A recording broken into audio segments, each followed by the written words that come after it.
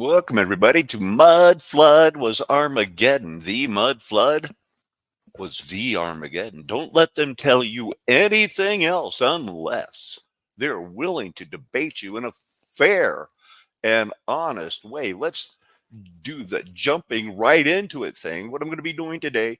Ooh, I got to show that disclaimer thing before I show you what I got going here. What's cooking?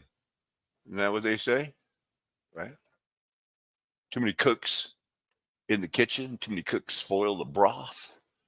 Man, I was using some of that chicken broth last night. I made some chicken tortilla soup. Well, actually, I added the chicken into the kit and then the chicken stock and cooked it up, and it was delicious. Focusing on loving the Lord today on the Lord's Day, we're going to be. I showed the disclaimer. I really think there's only a couple of pictures. Let's get those out of the way. Oh, wow. The romantic picture of gold mining. Picture it right now. You see the guy, he's even got a plaid shirt and a hat on. 1 foot in the river. Are you kidding? It's the same picture everybody sees, and he's like panning for gold.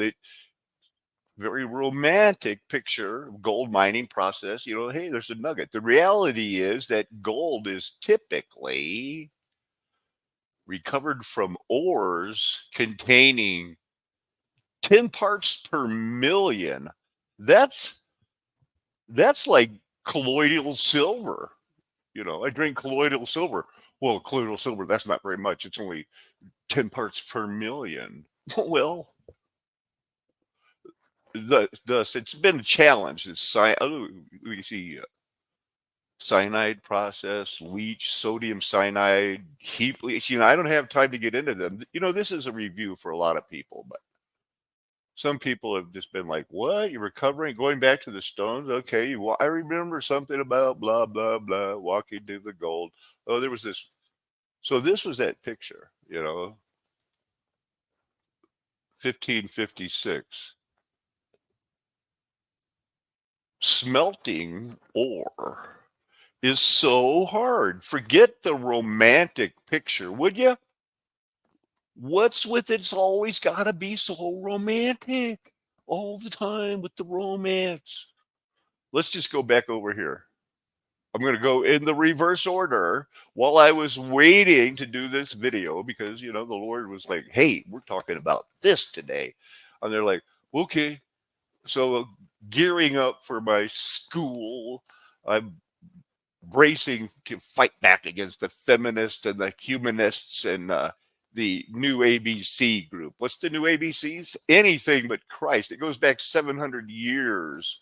She's been blabbering on, and here's what she said when I left off. Well, what can we do? This is just, obviously God wanted to do this. He had his reasons. It's no good hoping that somehow we can do anything there's not a lot we can do against earthquakes, but there are things that we could do to build better or to have. If I remember right, this might have been the Armageddon. He was writing about the destruction of Lisbon or something like that. Anyway, the humanists, they got it all figured out. This guy wrote a poem about Africa, and they wanted to return the descendants and again in the former pure radiance. Where's that even come from? Anything but Christ.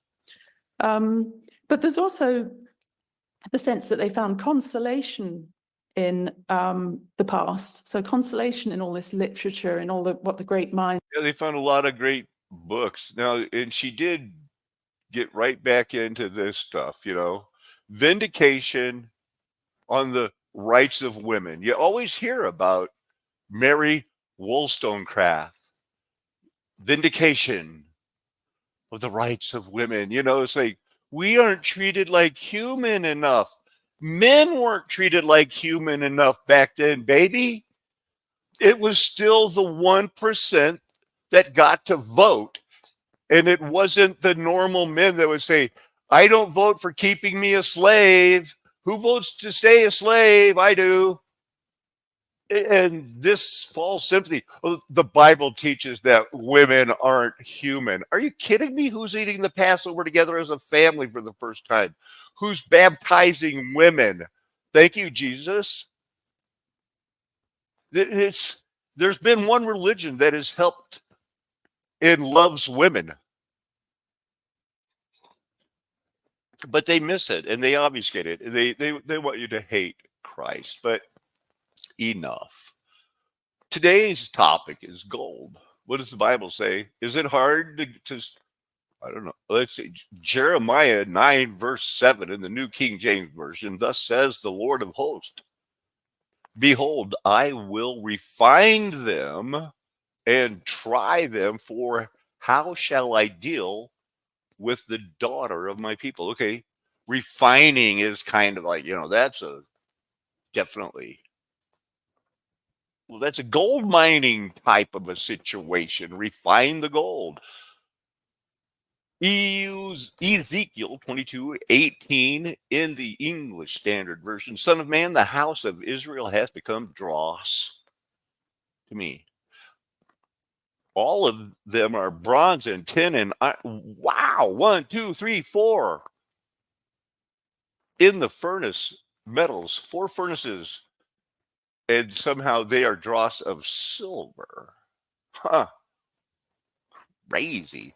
Let's flesh that out. 22:18. We read it. Well, we'll start at 17. The word of the Lord came to me, Son of man, the house of Israel has become dross to me. All of them are bronze and tin and iron and lead in the furnace. They are dross of silver. Therefore, thus says the Lord God, because all have become dross, therefore I will gather you in the midst of Jerusalem. Okay, now pay attention because we're going to go over this in massive detail. I will gather you in the midst of Jerusalem. Oh my goodness. I wonder if it was like a patio, these things. Oh, it's so gross the way it was gross. It was really bad. As one gathers silver and bronze and iron and lead and tin into a furnace to blow the fire on it in order to melt it with a probable fervent heat implied. So I will gather you in my anger and in my wrath, and I will put you in and melt you. Wait till you see what this entails. I will gather you and blow on you with the fire of my wrath. That increases oxygen, makes the heat get heatier, hotter. As silver is melted in the furnace, so you shall be melted in the midst of it. And then the one thing that, either your eyes are going to be open or not, and you shall know that he is the Lord. And personally, you don't get your name blotted out, and then we'll witness this wrath, and it's not going to be like, yay, this is fun, but it's better than going like, okay, I'll worship a false god, and then still getting all this wrath. Here's another Bible verse, Isaiah chapter 1, verse 25. Oh, in the Berean Standard Bible, I will turn my hand against you. I will thoroughly purge your dross. It's a somehow wait till you see this complicated alchemy that goes into removing impurities. I know how to say the word impurities and remove, just not together.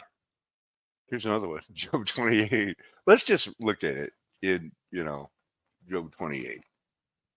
Surely there is a mine for silver and a place for gold that they refine. Iron is taken out of the earth, in case you didn't know it, because the Bible is written to us as, how to communicate with us on our level. Iron is taken out of the earth. We collectively go, that makes sense. And copper is smelted from the ore. And then we go, whatever that means. Man puts an end to darkness and searches out the farthest limit The ore in gloom and deep darkness. He opens shafts in a valley, not just, well, in a valley away from where anyone lives, because they're going to poison all the ground, I think. They are forgotten by travelers. They hang in the air, far away from mankind. They swing to and fro. As for the earth, out of it comes bread. But underneath, it is turned up as by fire. Now, you as a living stone need to take to heart this verse 6, because once we're saved, God has, like, we're those stewards now, that you're in charge of your life, the things that live in you, and by doing good things that glorify the name of Jesus Christ, you will, as it says in 1 Corinthians chapter 3, 12 through 20, I think it's in that area, you are living stones. And by your works, you either build up gold, silver, and precious stones, or that highly flammable wood, hay, and stubble. Verse 6 says, its stones are the place of sapphires. And it has the dust of gold, because all the stones, all the rocks are body parts of those reserved in the past for judgment. And what they're reserved for that final fire. Great white throne. Death and hell get thrown in the lake of fire. We're with Satan, where the beast and the false prophet have been for the 1,335 years. Come on, that's enough. But flinty rocks, cuts out channels in the rocks. The Bible expects us to understand that they knew how hard this was and what this entailed. We're the ones that had the picture of the prospector, kneeling there, panning for gold. Did you see the donkey in the background? Why is that guy keeping his donkey loaded when come on. What is mercury? It's something they use to extract gold. Last year, 300 million tons. I believe, I'm going to take that back. We'll find out. But it's just a boatload of silver. And it's always just like, okay, it's atomic number 80, but what does that even mean? Well, what they say is it occurs in deposits throughout the world, mostly as cinnabar. That sounds yummy. Mercury sulfate. The red pigment vermilion is obtained by grinding it. I mean, it has to be ground to powder. I mean, powder, powder, powder. So you don't want this because it kills you somehow. It's not good. The way they do it, I don't know if there's a good way to do it, but the way they do it, it just kills you and the ground. And we Adams, we Adam, the reason that the men were created in our second creation was to cultivate the earth. It means love the earth. You don't become a tree hugger. Become one. I don't know what that means, but be one. Mercury's weird, right? Low melting points. Hey, let's just look at that special discharge calibration lamp for frequencies, maybe, huh? Well, who made that the planet Mercury symbol? I don't accept it. I want a different. Well, there's some cinnabar. You got to grind that up into like super powder and then dump mercury on it. And it's getting more expensive.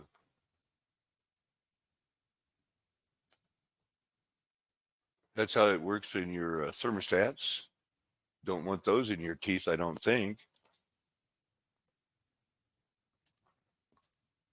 Mercury's weird, but there's just so much. And I guess it's a poison. Enough about mercury. Kinerite. Okay. I guess there's some gold in there. Triple Creek. Hey, that's just a stone throw away from me. Just another way at Teller County, Colorado. Man, you talk about the middle of nowhere. Anyway, it was discovered in 1878. They had run out of all of the different ways to extract gold that we're going to be going over, and so somehow cyanide came into the situation. And the silver mines, they could separate it, and they were finding gold in Colorado. I don't know what they're same thing. Body parts are body parts of the rocks and stuff. They are all chemically the same, but sometimes different colors could be the diet, of what they were eating. So about that. Printerite. KR. Printerite. You might even, I wonder if you just step the K and go, Printerite. Petzite. Petzite's another one of these things that, these are the ones that are the late comers. This was discovered, around these years. And so, hey, this is another one that it takes cyanide to get at that gold in that. So you got to grind it up. Trust me, there's no gold that size. They're looking for dust particles, but where there's pyrite, there's gold. No pyrite, there's no gold there. Usually, that's what I've heard. But you know why they call it veins? Because it's your vein. It was not your veins. It's how our veins look as it runs over that in between the muscles and everything else. I didn't have time to look up all these other ones, but I did look up these. Yeah, yeah. That looks weird for gold. You got to grind it to a powder. And then you might find slightly more than the 10 parts per million, which is like when they process poop I think they get 10 parts per million. Another one of I just thought I'd want to nag you with one more. Here you go. We're now okay. This is another one. Does that, there's a vein. This was actively firing electric current and signals. I hope I'm sharing. Okay, good. There's been times when I would have talked that long and not been sharing, and people had to call me. Like, Paco, you are not sharing again. Like, most of the time I share. Transylvania, Sylvania, Sylvania. I've heard of Sylvania. That's like they make appliances, or is that a manna? Tellurides are the small little, I mean, they're trapped in the little. So, but don't worry, cyanide can extract the tellurides. They moved to Colorado around this town where the first hydroelectric from the Nikola Tesla. You ever hear of that guy?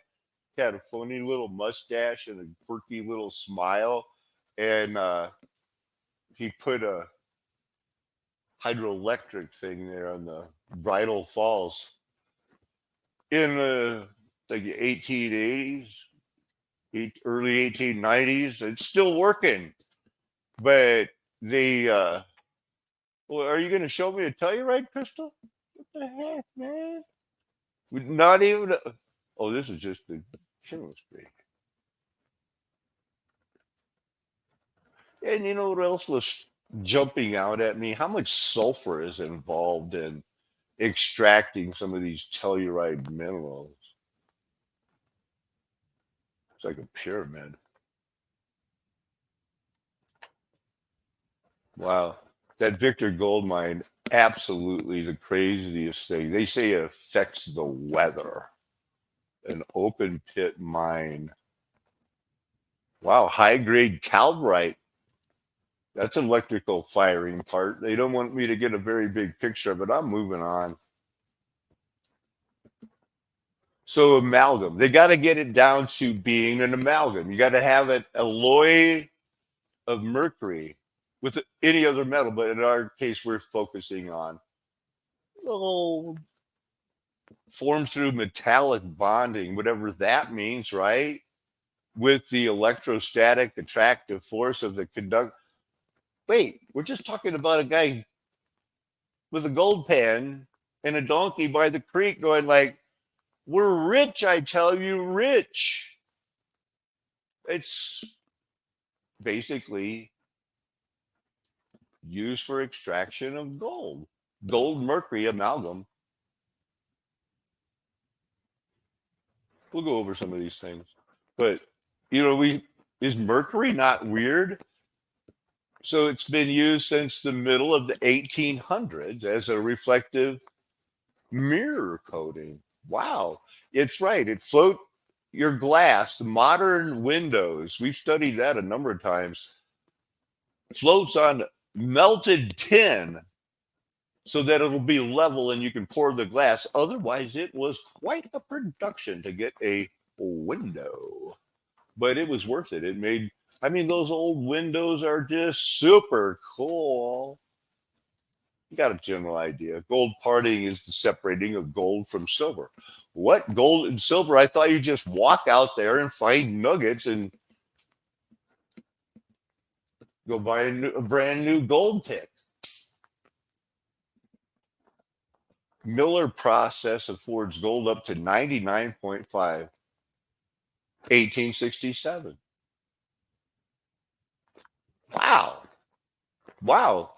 And then they jump it up from 1867 to 1874 with this new process, which is going to be, it's poison.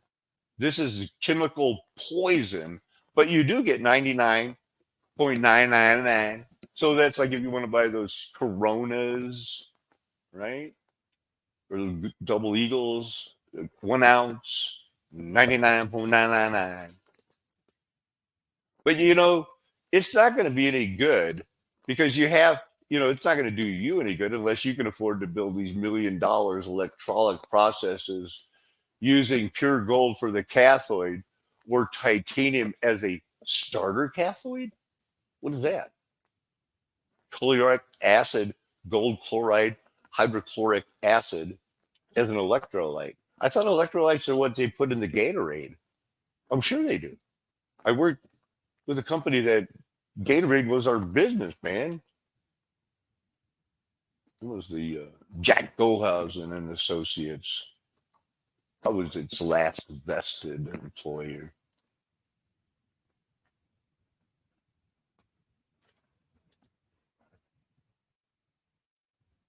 That seems weird. Wonder why it's stamped like that on the other side.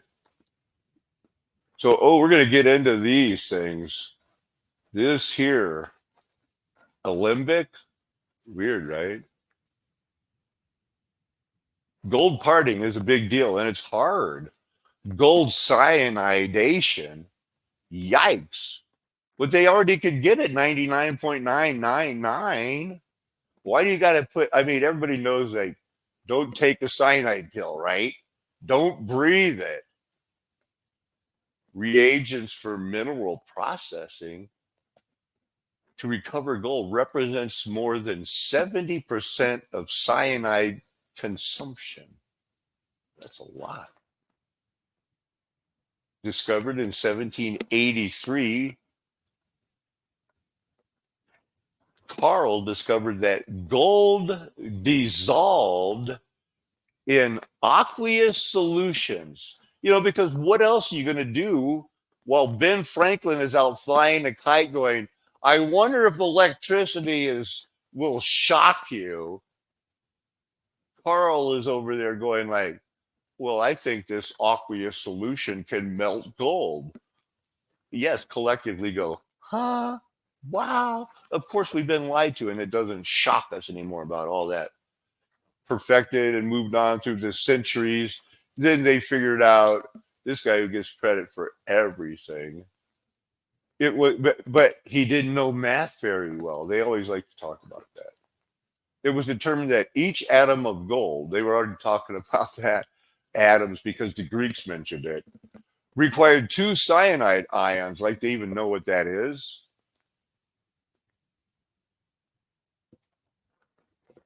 Gold mining in Rand, South Africa, pyritic ore. This is all just a made up lie to make us understand how come they're poisoning the ground using cyanide everywhere. What's the hydrogen peroxide got in to do here? That's a good way to break down rock still, I'll tell you that. Chemical compound, it is a very pale blue liquid that is slightly more viscous than water. Now, it is a different topic. Gold extraction with mercury, amalgamation again with mercury, can be used to recover very small gold particles.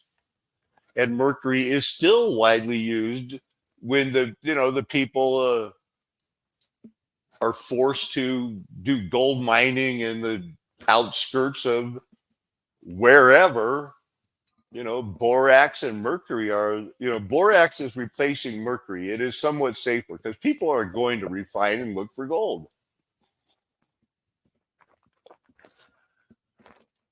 That was yummy. I just took a yummy drink of the sacred herb coffee, refined.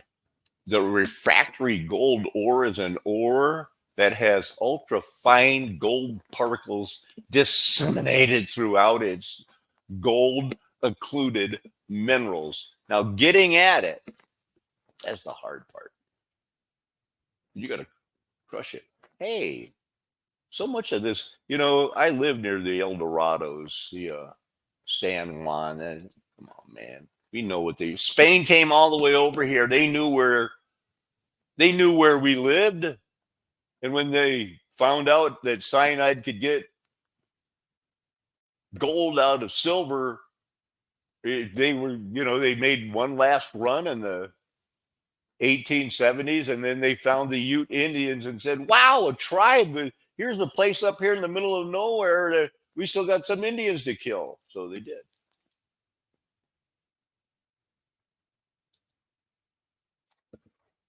That's not really about gold. That was more about why we're being judged and all that.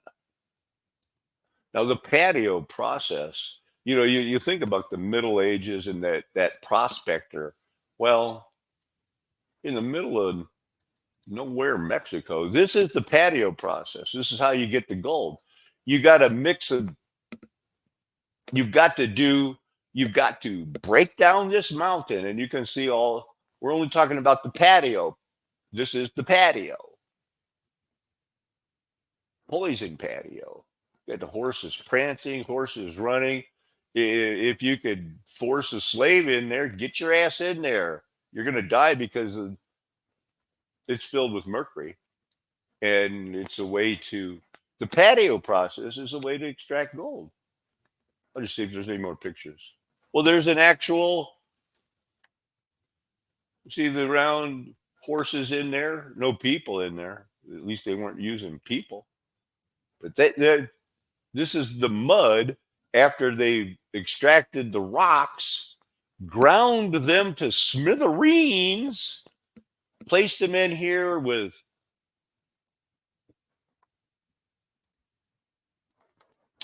whatever they did. Let's find out. The patio process for extracting silver from ore, smelting or refining, is most often necessary because silver is only infrequently found as a native element. Like some metals, nobler than the redox, like gold and mercury. Instead, it is made up of a larger ore body. Thus, smelting or refining is necessary to produce the compound containing the Ag positive cation into metallic gold, and to remove other byproducts to get a pure silver. Okay. Developed by this, it's like looking in a mirror. You know, come on. They show you the picture, you know, so that it washes over us. Oh, that's right. There was a bunch of different, and everywhere there's the humans in the Bible, they're always going like, "Who built these cities?" And can I have it now, God? You know, if God goes, yes, I'll bless you with this city, or no, I'm giving that one to the Esau. So different. You gotta, whatever it is, you gotta amalgamate. Did we look at that? 1609. We know there was a bunch of different process. Huh. New laws. You can't make slaves walk around in it anymore without giving them some money. We don't believe one bit of their history. I don't. Like if they're painting themselves to be a good guys, and as we look back, God's not judging us now because they're such good guys. This is all ridiculous. Let's see here. The amalgamation was so efficient that a refiner could turn a profit even if the ores were poor enough to yield only 1.5 ounce of silver per 100 pounds of original material of ground up powder. You're not counting the rocks and all of the other work. Wow. The excess material would be broken off of the silver ore. At the refiner, it was ground into a fine sand or an arista. We're going to look at that, I think, in particular. Or a stamp mill. So that's what, you know, that's what these and this standpipes are steam so that, you know, they could really pound it. I mean, you stamp mill, pound it, rotating shafts, pounding it. I'm really pounding the word pound. So you got 6 to 8 weeks of having your horses mixing and soaking it in the sun because you have to have that heat. So you got to have those horses or the people out there walking around in it to stir it up for 2 months. What a production. That's far away from the guy with the donkey. Like, I'm rich. Remember that guy? Then you got to wash it, strain it through a canvas bag.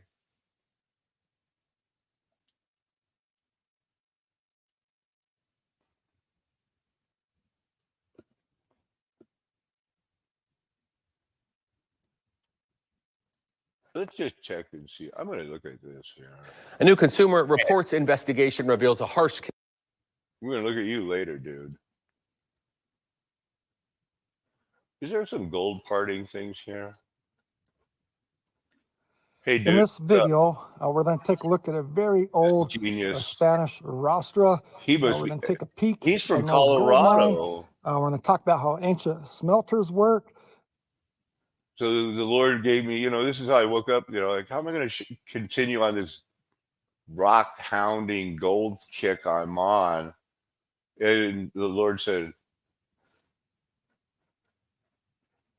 do I have to do everything for you? And I'm there like, yeah, I could use a good laugh. And so he showed me this picture. Did you see it? It's like, that would never work. You can't put a cannon on a camel. Father, that's too much. I want to show you him doing the amalgam. Oops. The gold. And this is very important to understand. And this will help you to understand what's taking place in the rostra. So what is mercury? Mercury is a... We're close. Hey, that looked cool. And you'll see this red color all over ancient Roman and Greek artwork. And this red was vermilion. It was kind of similar to the color of blood. Ooh. and blood was the source of life, right? Everything worked, right? And what I'm going to do is I'm going to throw up an image of an old rasta that's been restored. And this way you sort We're of get still a visual. focusing on the amalgam. I didn't want to show him all this stuff yet. Where's just that little thing where you were like squeezing it? Oh, there it is.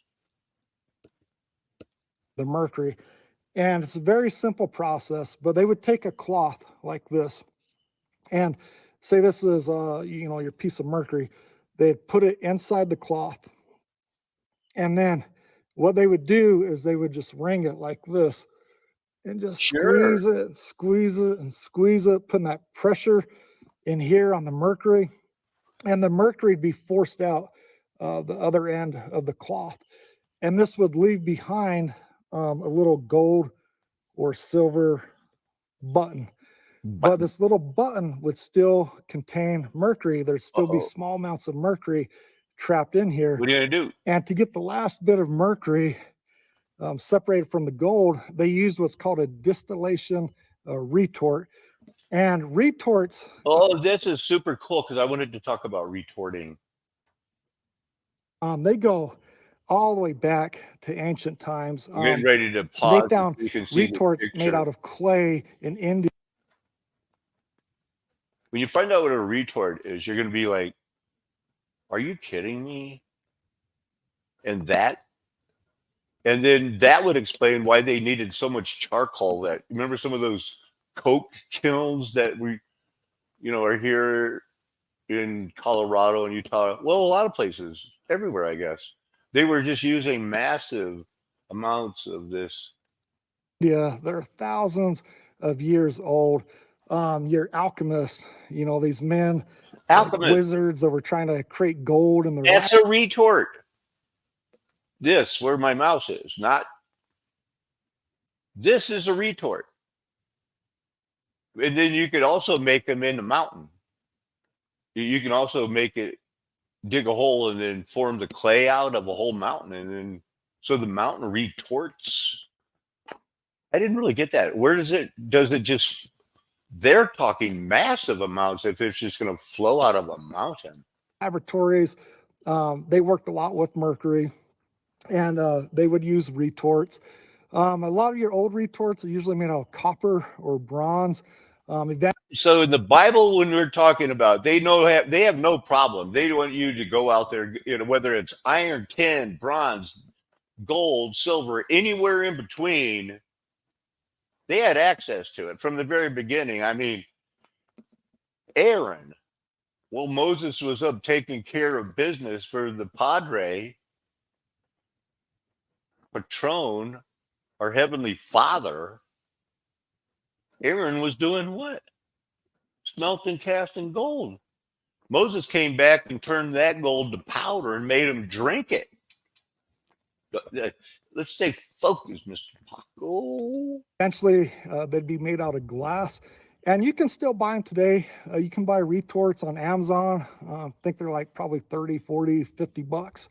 And so how retort worked was you have this vessel, and on top of the vessel, you have what's called a neck. And This should remind you of ampufugal lymphocanosis a little bit. Bend around like that. And mercury has a very low boiling point. And so what happens is you put this gold button inside this enclosed vessel. It has to be enclosed because you don't want mercury escaping out. And then you apply heat to it. And so we've already wringed it out in the wet cloth. As this gold button would heat up, that mercury inside would flash off into a vapor, and it would rise up, and then it would hit this neck, and this neck acted as a condenser, and the mercury would cool down and turn back into a liquid, and then they could collect that liquid. You got to recycle the mercury. That they don't give that away either. That also is a metal that had to be extracted and refined and then sold by tons of it, and then shipped from Spain over here to El Dorado. Liquid mercury on the discharge side of that neck. And so that's how the process worked and how they were able Thanks, man. That is so cool. Finding the patio process. Yeah, well, that's just so destructive. Also, that they could get this amalgamation, you know, and they were doing it in Peru, the United States. Forced labor, you know, was, you know, they could talk about, you know, yeah. I guess by the time we were doing it in the United States, it was like, okay, horses, you kill the horses because it takes 2 months to get this slurry ready to be, well, so the chemist, the alchemist can make it gold, you know, and it drive that price up, give that inflation because it's hard to make gold and you're going to pay for it, man.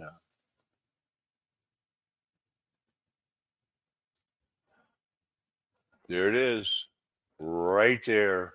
That's what they mean when you're stamping out the gold. How they did it back in the day. Now, you remember the gold prospecting in that movie Deadwood? This is a Deadwood, 1881. It's not even a state. It was a territory.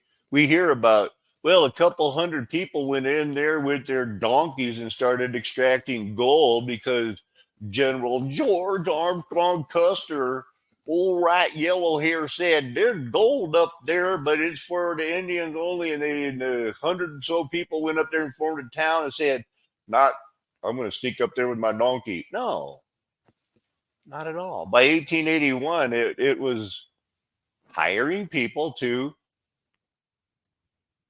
work like the people in Peru or the Mexican smelters that had their, you know, hundreds of years of experience because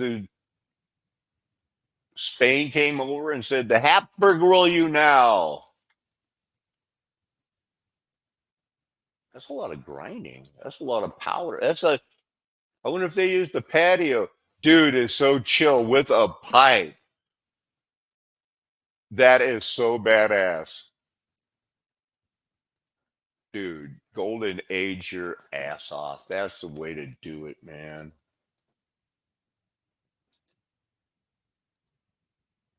So that's what they did, I guess. So there, I guess they were everywhere. Huh. Well, that worked, but it's not as big as that one at Deadwood. Nowhere near it. Deadwood, Deadwood.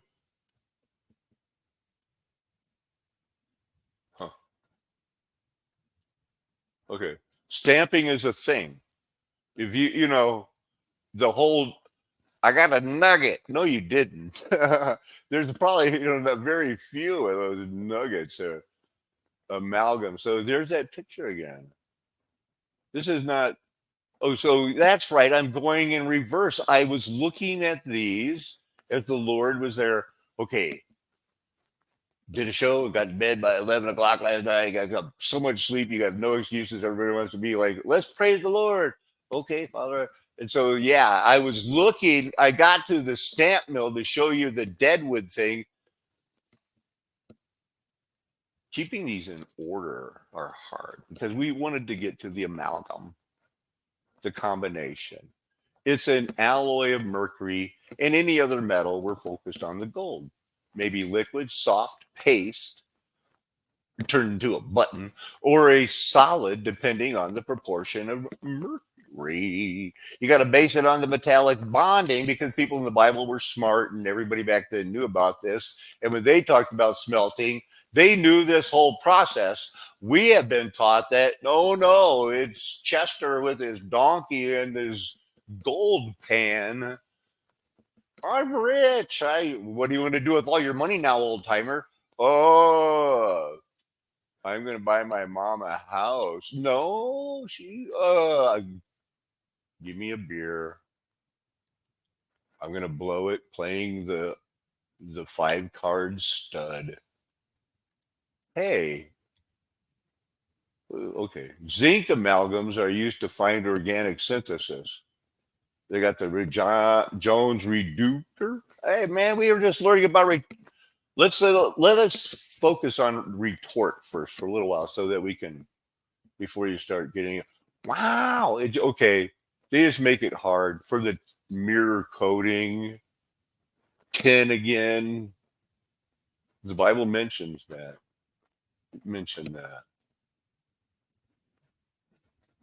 Okay. I'm just, being blown away again with the, now I'm just basically, there it is. Look at that picture, dead wood. As far as it being from chemistry. Did I open that up twice? I must have. Guess we're going to hit that one whether you like it or not. I couldn't decide which ones of these to go over, and I'm thinking like, Father, we could, unless I announce I'm going for a marathon, they usually want these to, be a certain time length. And Arista. So when I was watching that man talk about the old time videos, remember our guy?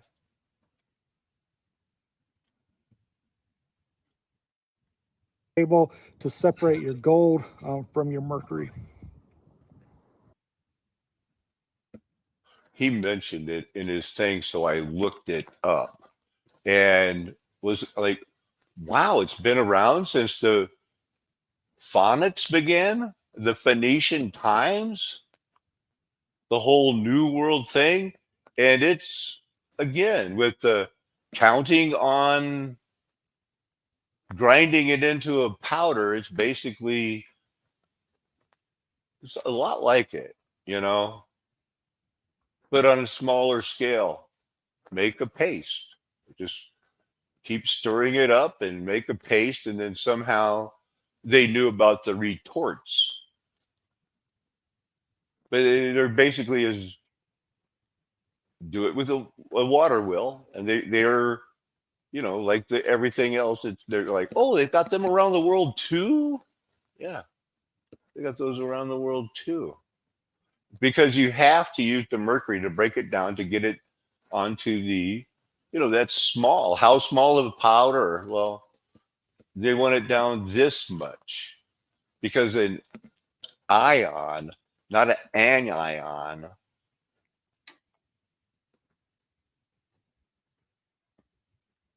they think it's negative. It's considered to be negative by convention. You know what that means? They don't know. They just say every time we use it and explain it in our math, we're going to put a negative charge by it. And they're going to consider that this charge is equal and opposite to the charge of a proton, which, they're really down on the microscopic level, down on that gold mining, aren't they? Because we're talking about gold, but when they're this small, the metaatomic ion, 10 parts per million. I know that you stopped taking math classes for a reason. And that 10 parts per million, you might as well, when they go like, you understand what a Google is? And you kind of go like, I know it's big. That's what I'm using myself as an example. There's a time when we all quit taking math. I still study it. I try to say brush up, but I only consider myself good through trig. And besides that, I consider it made up and false, which is why if it was true, I wouldn't understand it. That's just what I think. Ions are small. I got there because I was studying this. I didn't go what this cation. What is it? Well, I wanted to study that, but instead I got percolate. Chemical compound is like, so this is what you know gold because of this. And I was trying to think, how can oh wait, never mind. We're done with gold for now. One of those chemicals and those things that They cause, it's used in fertilizer. It's a, what are the things that mercury and other things can do to the ground that poisons you? And as a matter of fact, it's everywhere because it can't be removed unless you do something to it to make, when you're doing this, making new plastics. This is one of those times where I say, that's why I showed that disclaimer. I'm not trying to sell you anything. I'm not a doctor, but we're going over the bleaching agents, fertilizers, solubility in water. We know it takes a lot to get gold, but some of these other things percolate that chemical compound. And the thing is, it's everywhere. And now it's slowly killing people, and it has been, and now it's in our foods. You know, they keep, you know, they can say it's at a safe, oh, don't worry, of course it's in your healthy baby carrots, but it's not above the safety limits our government set. The government that gave us this. Health consequences.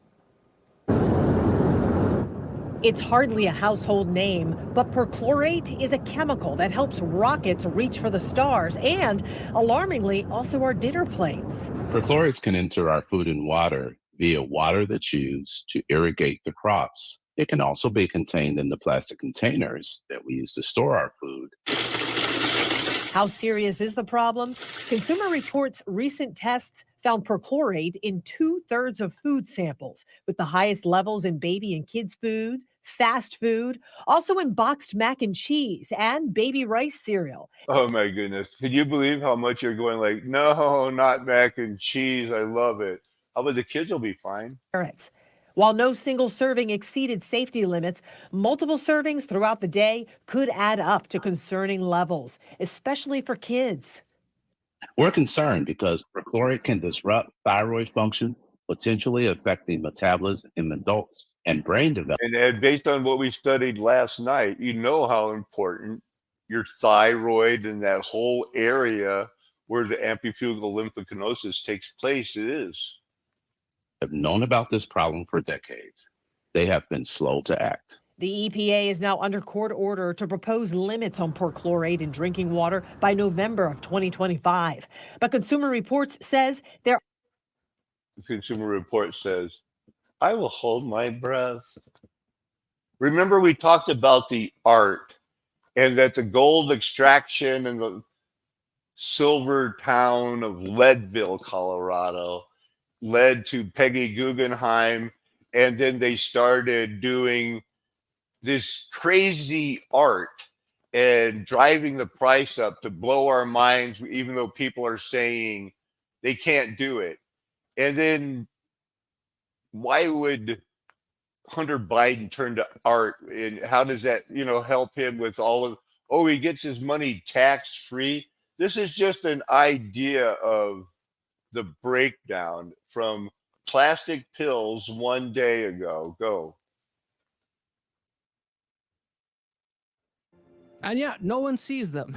They are just stored in these wooden boxes. Look at them all. Oh yeah, and this guy is an international criminal, by the way. Fraud, tax evasion, 5 offshore companies. And you get a lot of these types at this strata of society too. And now the billionaires do take these paintings out for a walk once in a while, though. And there's a reason to do that. You have to remind everyone, the mass, that these are really important and unique. Paintings only have exchange value if you can get people to believe in their magic, their aura. And they funded it all with the Guggenheim money as exposed here on Flat Earth Nation. So these companies, they're buying and selling, you know, freaky art, doing crazy things. Offices for galleries and art lenders where clients can view, buy, and sell art. There are full-on galleries inside Freeports. You look at it in here, you buy it, These chairs are going for 70 grand and they never even need to leave the building. Now, That chair cost you 70 grand, but don't worry, it's tax free. And why, you ask? Here. High net worth individuals have started looking for alternatives, and many have substituted their bank account money with replacement goods, such as art, diamonds, antiques, wine, or banknotes. Art is considered we're tying it into something I exposed and did a thesis on my first year of college, and it was blowing people's minds, saying like, yeah, that's what I believe in. I'm Alan Paco. I'm here to change your world. And I did. And I started, and it ended up with the Peggy Guggenheims in Leadville. And now we're ready to start the second year of college. Manana, and I got this in my back pocket. You think I'm not going to write about it? Do you think they don't know who I am? a smart commodity to buy in times of economic crisis, as, in general, it holds its value over time, and in some cases, increases its value. Whoop! So not only is it a good investment, but you can also move them around tax-free because no one's looking. The goods And how did they do it? How did the 1% do it? Well, now we're tracking them. We've got a new systematic theology. We know they added the 1,000 years. They added 2 persons to the God Trinity. They're out of their mind and they're funding it the way the Lord has shown here on Flat Earth Nation. if you anonymously spend $90 million on a Klimt and sell it to a secret buyer for $150 million, that's the rules if you're Oprah, which she didn't want anyone to know about for some reason. I wonder why. And what are you going to do as a politician, huh? Send regulators after Oprah? Yeah, Oprah, you're under arrest. That'll go over really good. Don't know about it. They know about it because we know about it. The reason is simple. Compared to buying a Rembrandt, buying a political party is relatively cheap. So, yeah, that's how we got here. And where is here? All this got me thinking. Yeah. And I don't know much about global economics, Yes, you but do. I just tried something. It's called let's call it a visual experiment. Freeport capitalism, if I'm mapping it, looks like this. The biggest free ports for art, at least, are Delaware, Geneva, Luxembourg, Monaco, Singapore, Hong Kong, and Beijing. Recently, I made a video on Formula One, and Formula One is significant here as well, in that it follows excess money around the globe because it's a sport that only exists to sacrifice excess at the altar of the dark gods. So here, and again, this is just for fun, to see what happens. This is the 2024 Formula One circuit, which I use as an indicator of where the excess money in the world is currently sitting and needs to be destroyed. And then just on a hunch, I'm going to add a few more dots to the board. I added to this map the top 10 global tax havens, more storage of that tax-free excess. Now, if you look at this map, there's a lot of overlap between the excess capital of the tax havens, of the F1 circuit, and where all the art is stored. So in name or liberal in name, because these are all just words. They're abstract, imaginary concepts. And this is where the real power more accurately lies. So that old school view, that Cold War view of who makes decisions, who's in charge, was nation state capitalism. This is heaven if you've got $100 million. So there's a top tier of art here. The really well-known stuff, the Da Vinci's, the Rembrandts, the Picassos. This is the $100 million Can't touch tier. it. And they're pretty well tracked. So this is not really what I should be focusing on. Look instead, because as you start to go down this list, the names start disappearing. And once you're down in the $20 million tier, there's thousands of paintings that we have no idea who owns, and in some cases, no idea even where they are. Now, like you, I hate taxes. I hate paying sales tax. I know. Yeah, but dude, you're not Oprah, right? Can we all agree that that guy we were just looking at is not Oprah? All right, that's the way it is. So right at the 1 hour mark, thank you, Lord. Thank you guys for sticking around. Hola, Marcela. Hola, Sergio. Hola, Tala. Big James Braden has been in the house. I haven't been ignoring anybody. I've been busy. Hey, somebody got a little ranch? What's that all about? Oh yeah, there are nuggets. No doubt about it. And the nuggets look like living body parts that were once firing, because you are a battery operated Taurus. Hey, Joe, good to see you. So that's it. I'm going to let you go, reminding you that RJ should be back next week. He is finishing off the summer. He's going to be at the the Wisconsin Brewers baseball game. And if you look at the TV, you might see RJ there. He's going to be wearing a flat earth shirt and stuff, but probably won't be running on the field if we know our guy. It's a flat earth nation. The golden age is past because the mud flood was Armageddon. And I'm never going to tell you anything. And neither are my friends. Why would we? We are called, chosen, trying to be faithful, proving that we have your best interest at heart. Amen.